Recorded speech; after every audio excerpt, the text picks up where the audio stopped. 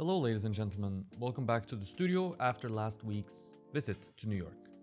We are back in the studio for something that I've been waiting to do for a long time, and that is building the armature for the female figure on my 3rd scale Kronos maquette. So why am I building this part of the armature with the entire figure, almost, of Kronos blocked in clay first? Now it's a matter of logistics. Kronos is the main figure, he's the most important in my eyes, and making sure that he is well sculpted comes first. Making sure the clay is on his armature properly comes first.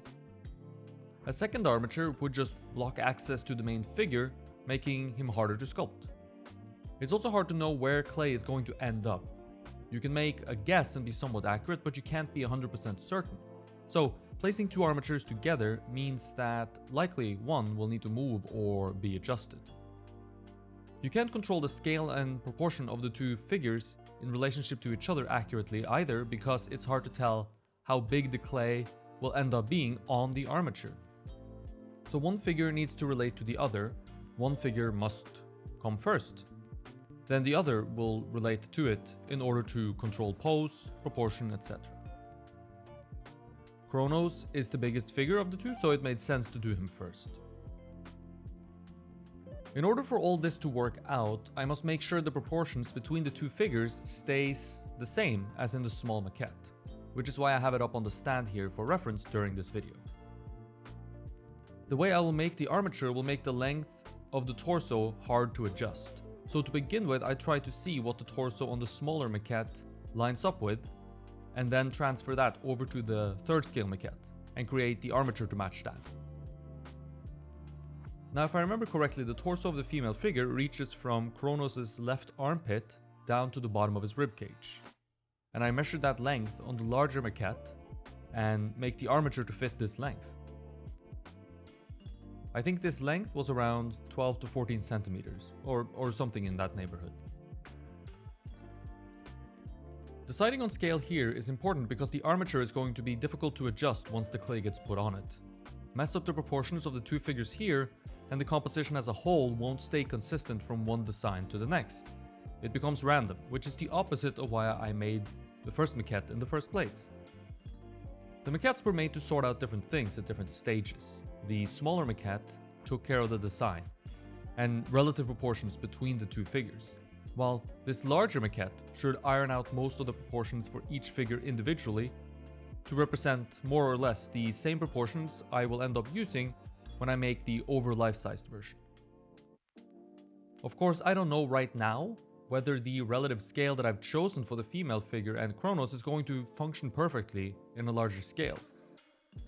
But that is the design that I've chosen, and so I will use it as a starting point, and if it doesn't work, I'll adjust. As you can see, I keep the limbs covered in plastic, and that's because the limbs are thin, so they dry out faster than the main body. So the plastic just keeps them from drying out while I work on the armature. Okay, on to the armature making itself.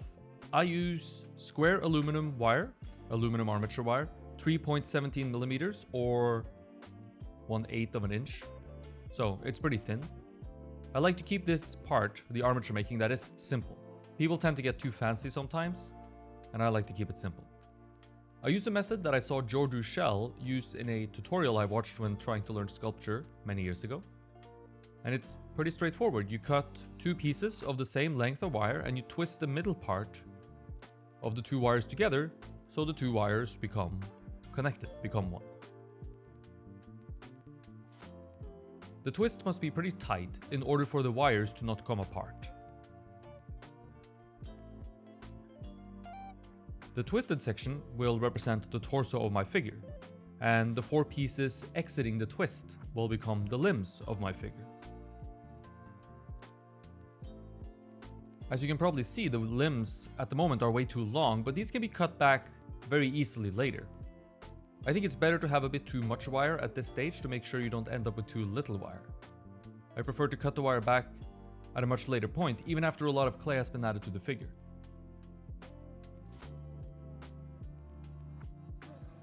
The way I sculpt is, I sculpt the torso first, and then I choose the length of the limbs based on the scale of the torso. The core of the sculpture sets the proportion for everything else, more or less.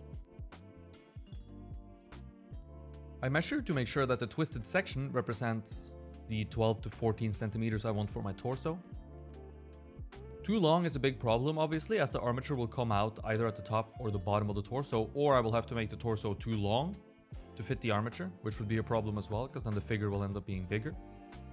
Too short is not great either, as the clay will lack support. However, I'd rather make it a bit too short, as at least then I'm not compromising on my design, which is the last thing I want to do. Clay will be able to hold on to the twisted section of the torso easy enough, but the limbs will need some help. To ensure the clay grabs on properly, I wrapped the limbs in a thinner wire that I bought a huge amount of from the store we visited last week. I think this giant spool of wire you see on my sculpture stand here was $99, which is expensive, but it has lasted me since 2015, and that's over 5 years worth of sculpture. And I sculpt full time, and I always use this wire for wrapping essentially every part of my armature. So I think it was worth it. After wrapping, I like to keep the limbs straight and neat. It just makes working with the armature a little bit easier. The armature wire is sharp at the ends where you cut it, and so the more predictable where it is makes it easier to avoid slicing your fingers open. Nothing is worse than having your fingers cut into pieces by armature wire, especially as a sculptor who sculpts with bare hands, with water-based clay. You get a lot of dry hands. It becomes a real issue sometimes. Not only does the clay dry your hands out, but you have to wash the clay off your hands all the time as well, and any cut or scratch you have on your fingers, or around your nails in particular, becomes much worse when the skin gets dry. So stay safe, work neat and slow, and avoid injury as best as you can. Maybe get some hand lotion or something as well.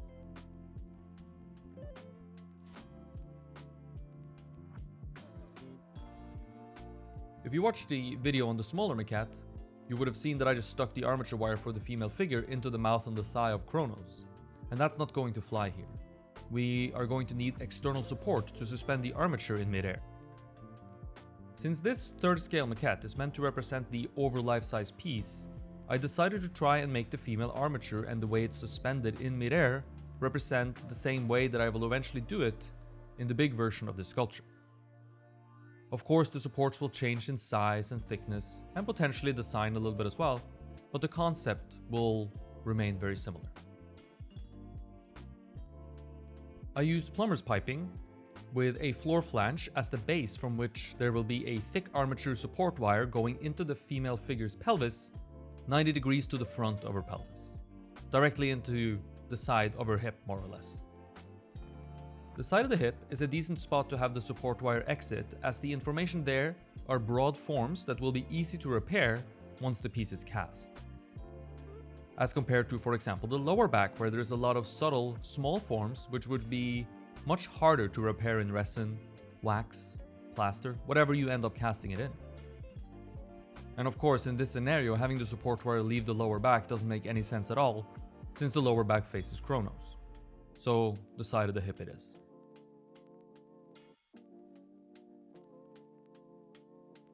The placement of the plumber's piping matters because it dictates the angle at which the pelvis of the female figure is facing. So if I want the support wire to exit out the side of her pelvis, I must figure out fairly accurately what direction her pelvis should be facing before attaching the floor flange to the board. I settled on having the female figure's pelvis pretty much facing 90 degrees to the front of Kronos' pelvis, which is the same way that I did it in the smaller design maquette. And I was very lucky that the pole that I had was the exact same length I needed. Things usually don't work out this way.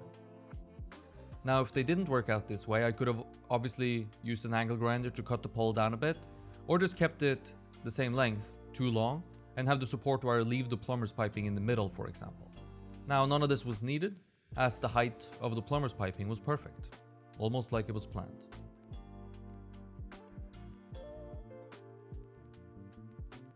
The support wire can now be attached to the plumber's piping, and to do so, I use one of my favorite means of attachment, the hose clamp. Hose clamps are great because they are adjustable, they come in many different sizes, You can loosen or tighten them as you need, and you can re-tighten them if you need to, if they get worked loose. In general, they are very solid and they don't tend to go anywhere. And they are reusable as cheap as well, which doesn't hurt at all. The support wire gets a 90-degree bend in it, and this 90-degree bent section sits inside the torso of the female figure in the pelvis/lower abdomen section. She is attached to the support wire with hose clamps as well, 2 small ones. Now, if the scale was smaller and there was no room for hose clamps inside the figure, I could have used zip ties, or I could have bound the 2 wires together with more wrapping wire. But when I have enough space inside the figure to use hose clamps, I prefer to use hose clamps.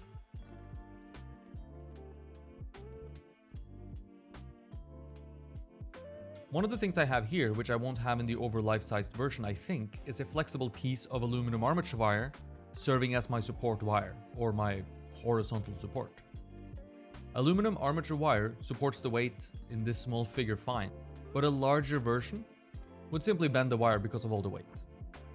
Water-based clay is filled with water and weighs quite a bit, especially when you have large figures of it. Here, in this figure, the support wire is going to bend, and it can be moved a bit, meaning that I have some freedom when it comes to posing.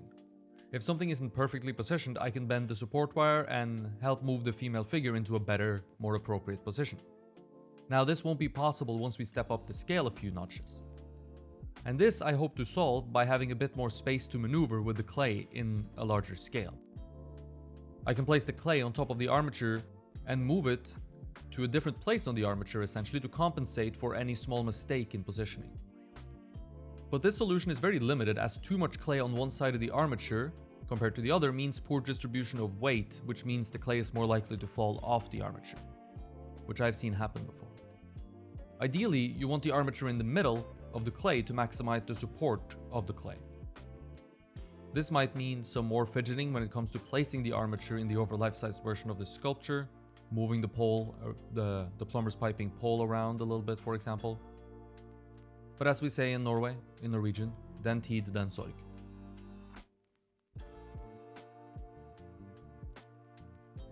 The armature is posed to make sure everything is in the right place, and the limbs are cut down to a more appropriate length, though I will leave them a bit long for now and cut them down all the way later.